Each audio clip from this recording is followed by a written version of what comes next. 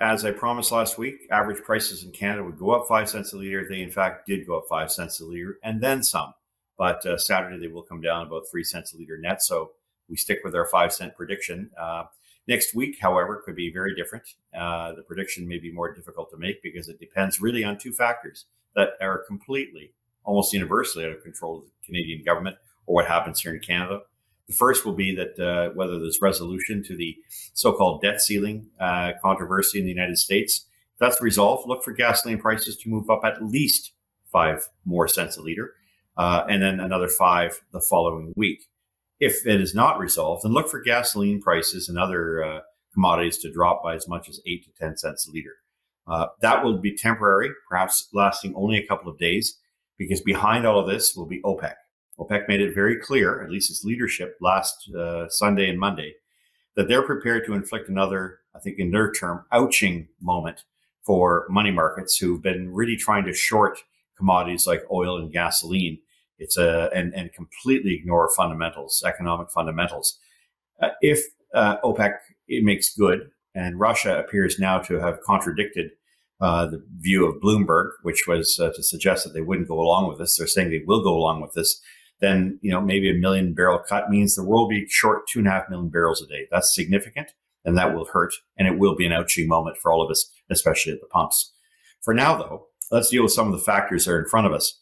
Canadians for Affordable Energy has written 2 reports. The first one on the first version of the Clean Fuel Standard of the Government of Canada, which we dubbed back in 2019, 2020 as the second carbon tax. We said it was wrong.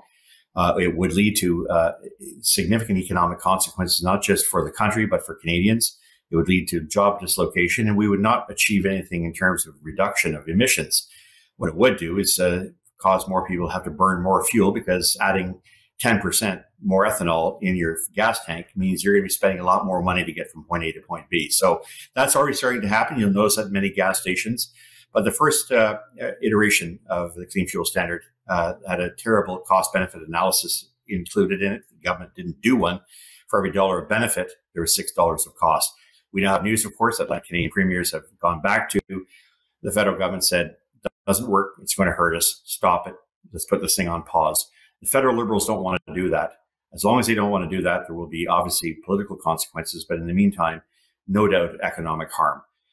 What we're looking at, by the way, and I'm going to shift back to gasoline, is right across the country, there has been a pretty big move in terms of prices. So we've seen gasoline move up as much as 7 or 8 cents a litre in places like Vancouver, where it sits now at $1.96 to $1.98. The rest of the province at about $1.785 or so. That is in BC. Alberta is still at $1.40 a litre. Of course, the leader in the country when it comes to lowest prices because of no provincial tax. Neighboring Saskatchewan between 155 and 163. Manitoba ditto in the 160 to 162 range. Whereas Ontario, we're still looking at 166.9 going back to 163.9. While Quebec is always 11 cents a litre more expensive at about $1.75.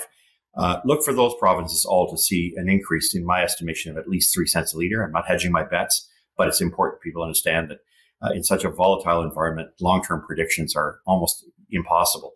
If there is to be a correction in market to reflect fundamentals of supply and demand, gasoline prices in Canada this summer will move up another 20 cents a litre.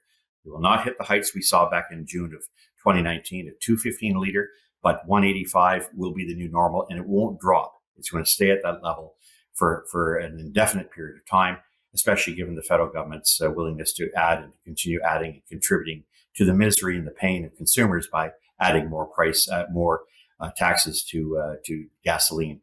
And by the way, the rebate doesn't cut it for many people because of the cost of diesel and gasoline meandering into other parts of the economy. Atlantic Canada will look at another 5 cents a litre. So PEI, Nova Scotia, New Brunswick, and Newfoundland in the 160, 165 range. Look for those now to move over to the 170 range.